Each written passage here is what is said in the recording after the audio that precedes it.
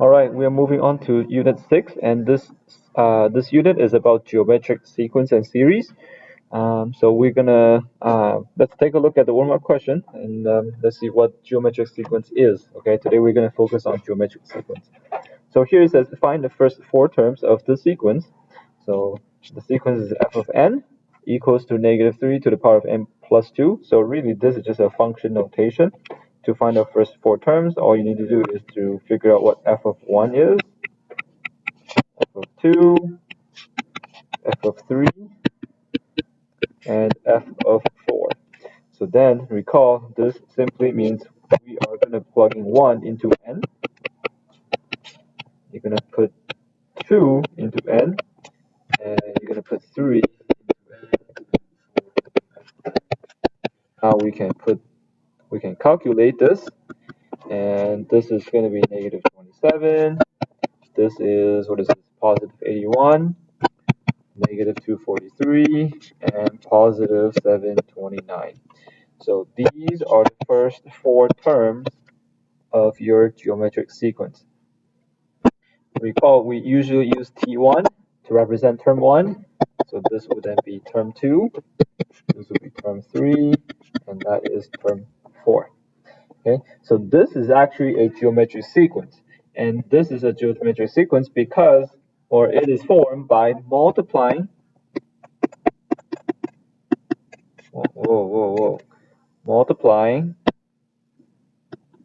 the previous term by a non-constant, a non-zero constant. Okay, multiply the previous term by a non-zero constant. And this non-zero constant is called the common ratio. Okay, so you can see from our example, what we kept on multiplying the previous term, it was we multiplied by -3. Right? -27 times -3 gives you positive 81. 81 times -3 gives you -243. Negative 243 times -3 gives you the positive 7. I don't think 723. I don't know why I said 723. 729. Okay. So that was the common ratio, and we usually use R to represent the common ratio or to denote the common ratio. So in this case, ratio would be -3, because that's the common ratio. We multiply by the previous term to get to the next term. Okay. So I guess we can take a look at these four questions here and see which ones are geometric sequences. The first one is, and because we're multiplying by 5, right? Times 5, times 5, times 5. We can easily find a common ratio by taking the second term divided by the first term, which is 5. And you can see 125 divided by 25 is also 5. And so is 625 divided by 125. It is also equal to 5. And because every single ratio is 5, common ratio is 5. Well, I mean, single ratio is 5, so then it's common, and therefore this is geometric. Part B, this is not a geometric sequence because here from 3 to 6 you can multiply by 2, but from 6 to 9 if you multiply by 2 it doesn't work. So this one is not a geometric sequence. If you recall this from Math 10, I think, this is called arithmetic sequence because you're keeping adding by 3. This one is because you're multiplying by -3 here, and you also multiply by -3 there. So that one is also geometric sequence. D is not. Here we times multiply by 3. That's -2. This is multiplying by 3 again. Next one you probably multiply by -2. That might be the pattern, but that pattern is definitely not geometric. It's not geometric. Okay, so this one is not a geometric sequence because you do not have a common ratio. Okay. Here we go. Same thing. We're looking for the common ratio R, and then we are trying to figure out the next term. So again, to find the common ratio, all you need to do is the current term divided by the previous term. So -1 divided by 1/2. That might be maybe for some of you difficult to do. So you don't have to use the first two, right? You can use any two. So you really use these two as well, right? R is equal to negative 4 divided by 2, which is negative 2. So that's the common ratio. Therefore, the next term is going to be 8 times 2. So the next term, 1, 2, 3, 4, 5, so I guess T6. The sixth term is going to be negative 16 because 8 times negative 2 will give you the next term. Okay, that's 1, 2, 3, 4. So again, we can find T6. Now again, ratio, you can just simply take the second term divided by first if it's nice, right? This time is nice. 8 divided by 2 is an easy number. That's just a 4. Or you can take any of the two terms here. You can use these two. You could take these two if you want. It doesn't really matter. But T6 is going to be the previous term, so T5 times the common ratio, which is going to be 2048. Okay, so that's how you find the common ratio. Okay, continue here. So there are some new terms here. There's the finite and infinite. So finite sequence means that it stops, it ends somewhere. Infinite means it keeps on going forever. Okay, so in these four questions, the dot dot dot tells you that it keeps on going. So these would be infinite, infinite, and this one is also infinite, and this one would be finite. Increasing or decreasing, or neither. I mean, I think those three or those two are pretty self-explanatory. Increasing means the numbers are getting bigger. Decreasing are numbers getting smaller. There's one of them that's neither because it's alternating between positive and negative. So really, it's not increasing or decreasing. In this case, it goes from 3 to 9 to 27 to 81. This one is definitely increasing, finite and increasing because the ratio is common ratio here is 3. This time, the common ratio is 40. And again, because the numbers are getting bigger, so this is also increasing. This is the one that is neither because you can see the ratio is actually negative 3. So it's jumping back and forth between positive and negative. So this one would be neither increasing or decreasing. And for the last one, this one would be decreasing. As you can see, the numbers are getting smaller and smaller. And in this case, the ratio would be 1 out of 9 divided by 1 out of 3, which is 1/3. Okay, so I think it's clear. As long as the ratio, the common ratio is bigger than 1, you're going to have an increasing sequence. If the ratio is between 0 and 1, not including 0 or 1, then it is going to be a decreasing sequence. Well, if the ratio is 1, then really it's not a geometric sequence. Okay, because it's not changing, it's constant. Okay.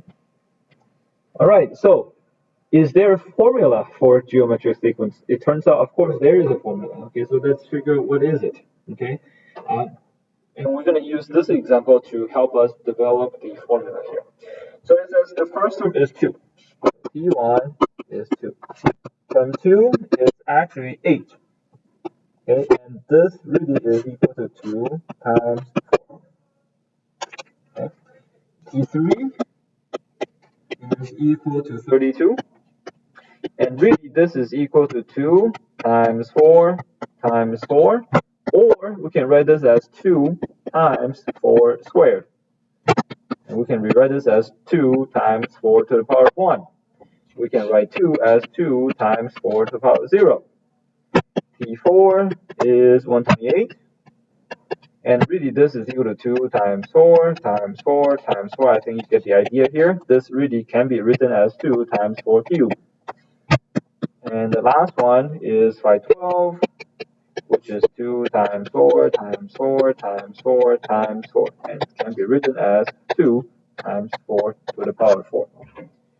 So how do we find the sixth term? Now, obviously, I can keep doing this, or maybe I can generalize it here. So then I can just find T6.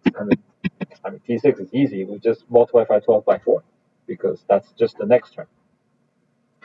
But if I look at what we have here, and if we can come up with a pattern, that'll be great, right? I mean, part of math is really looking for patterns. That's very useful in life, right? Because we always look for patterns.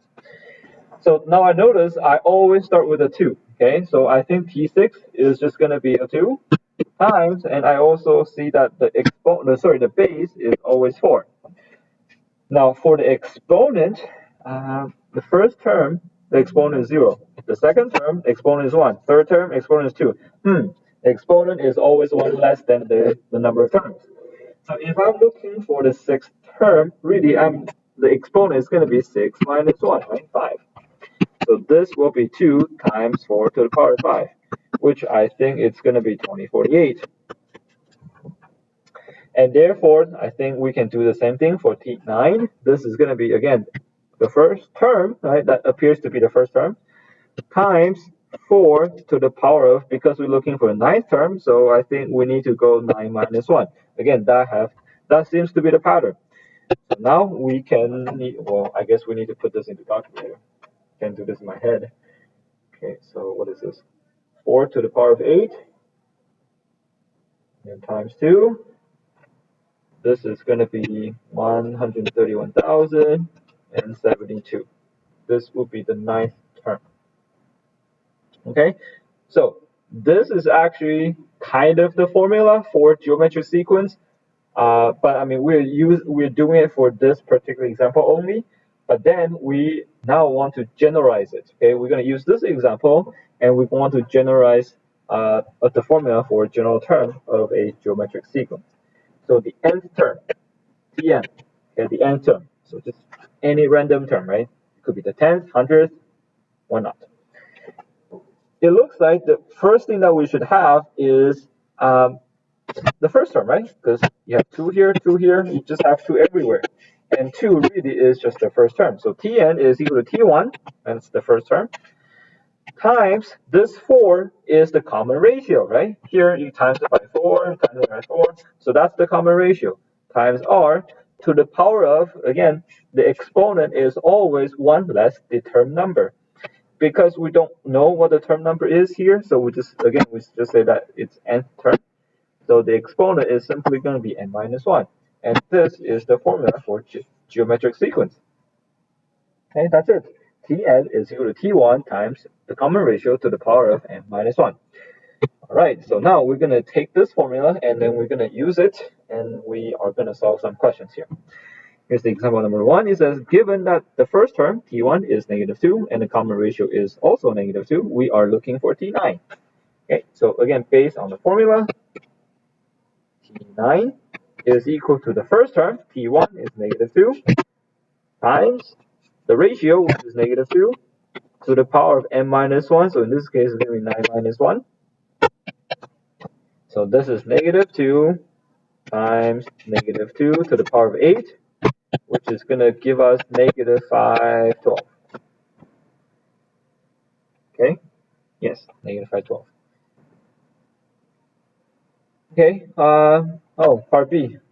Well, that's kind of easy. Okay, anyways, I think you know how many terms there are. Okay, pretending we don't know that it's going to be the 10th term, because, I mean, negative 512 times negative 2 is 1024.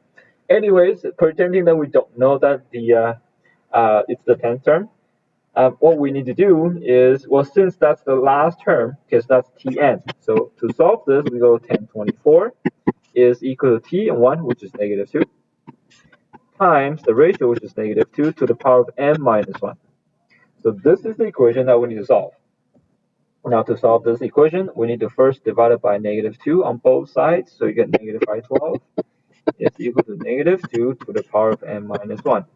Now, we have not learned how to solve any equations where the variable is in the exponent position. So really, for now, we are just going to guess and check. Okay, we will learn how to solve this kind of equation later on in next unit. Okay, so right now, all we can do is just guess and check.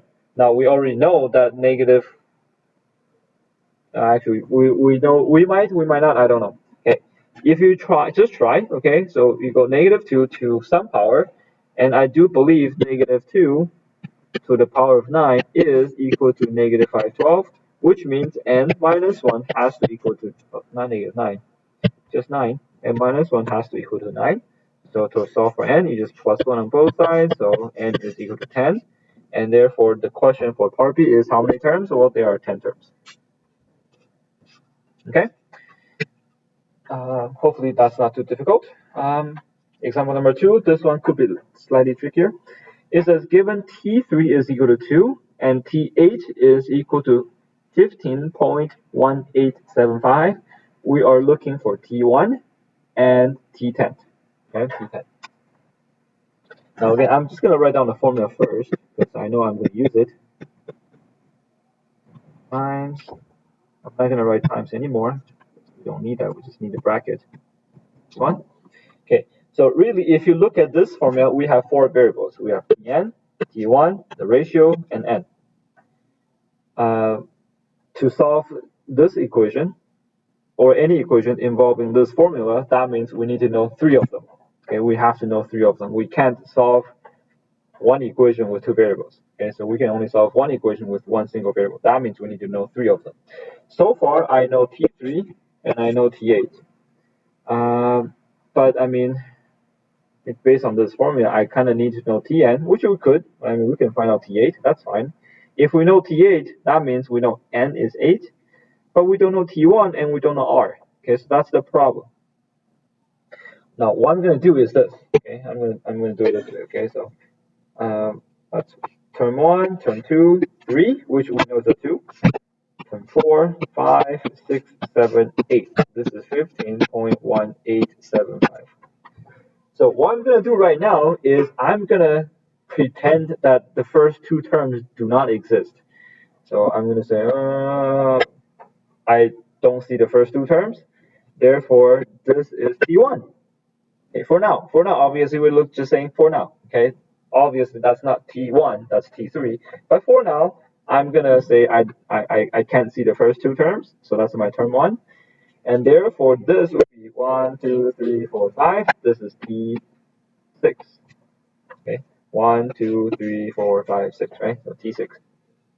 So now I can use this formula now because this is my Tn, that's T6, 15.1875, and this is equal to T1. Again, I'm pretending 2 to be my T1 for now.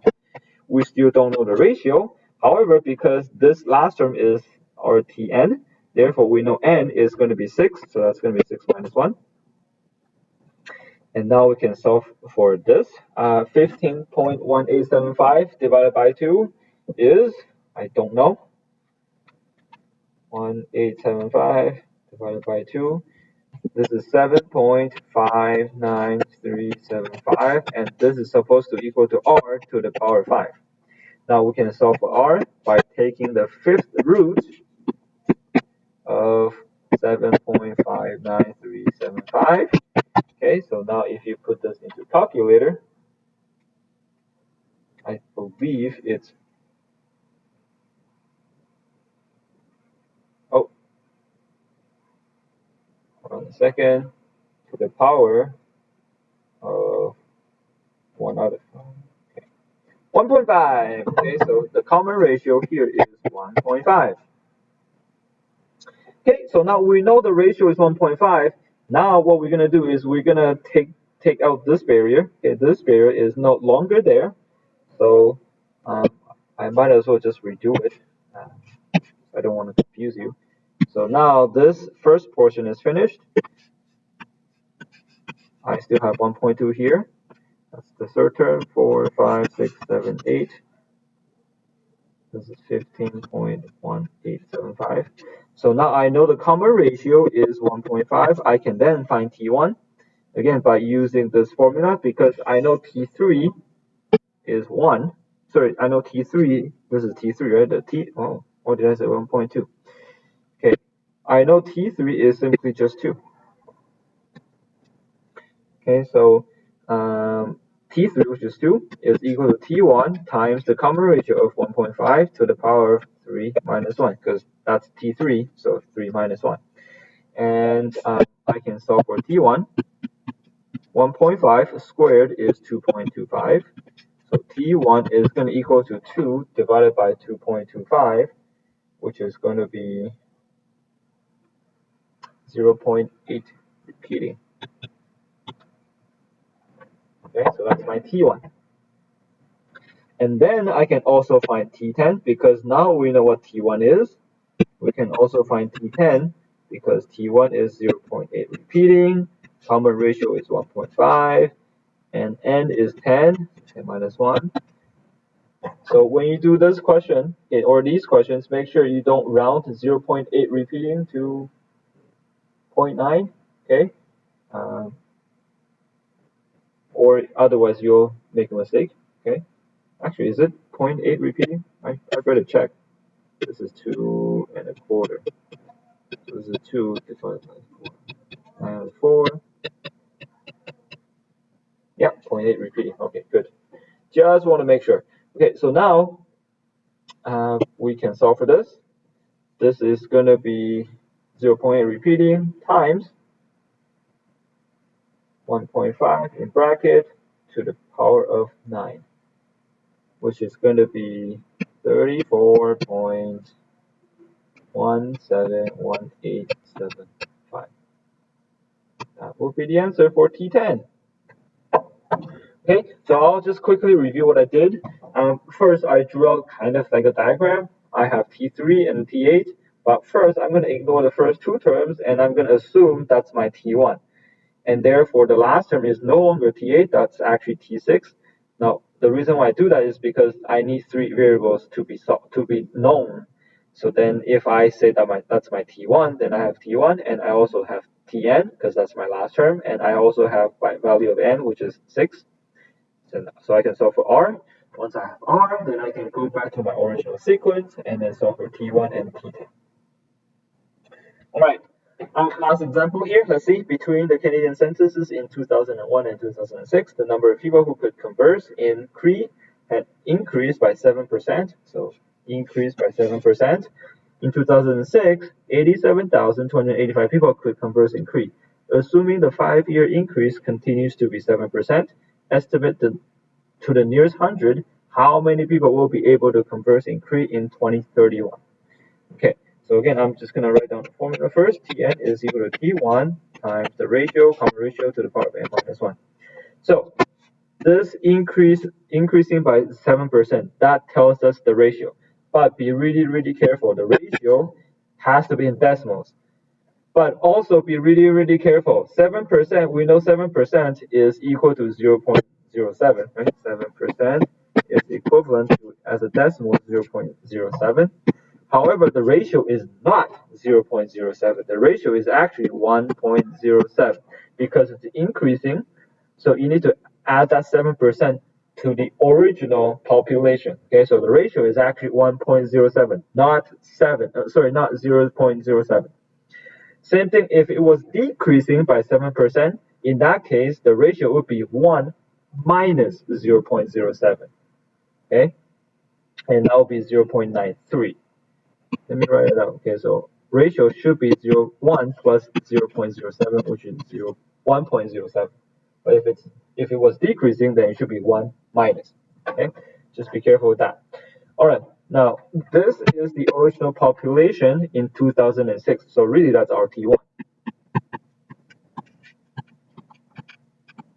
Okay, and we want to solve for how many people will be able to converse in Cree in 2031. So really, we're looking for T something.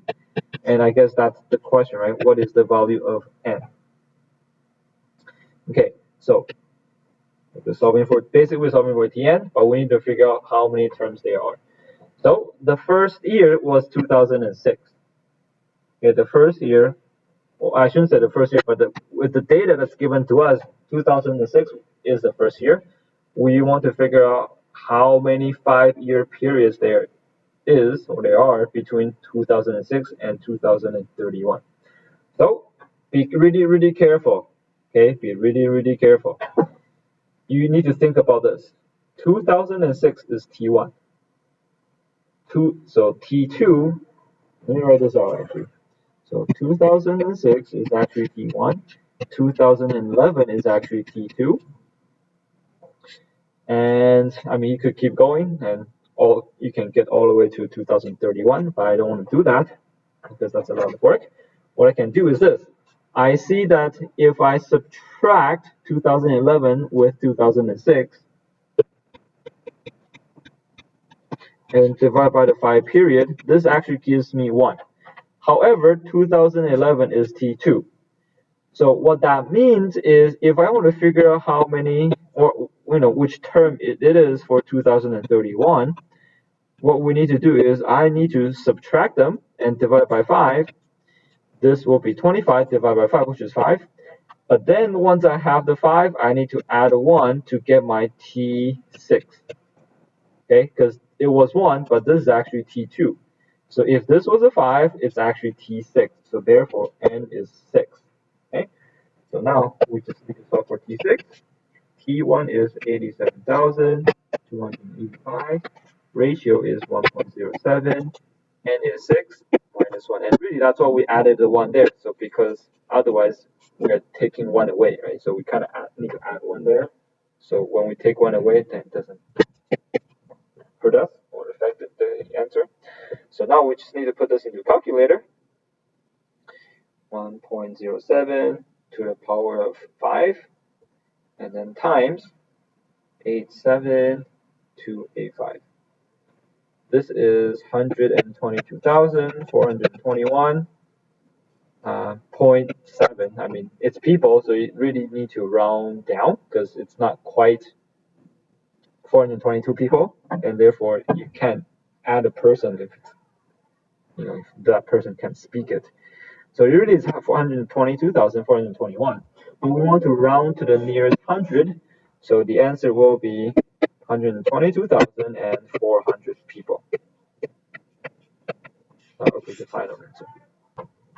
Okay, that's it for this lesson. Hopefully this isn't too difficult for you. Again, if you have any questions, do let me know, and I'll help you. Otherwise, good luck with your questions.